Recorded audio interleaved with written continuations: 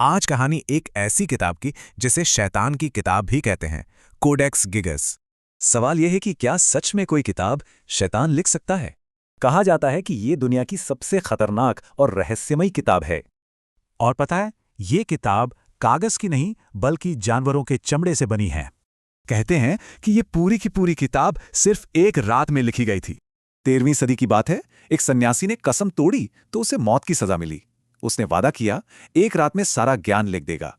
पर आधी रात होते होते उसे समझ आ गया कि ये काम उसके बस का नहीं है। तो अब हताशा में उस सन्यासी ने एक खास प्रार्थना की और मदद के लिए शैतान को बुला लिया। और सौदा ये था कि शैतान किताब पूरी करेगा और बदले में सन्यासी अपनी आत्मा देगा। शैतान ने यह सौदा मान लिया और सुबह होने से पहले ही पूरी किताब लिख डाली। लेकिन विज्ञान इस कहानी के बारे में क्या कहता है?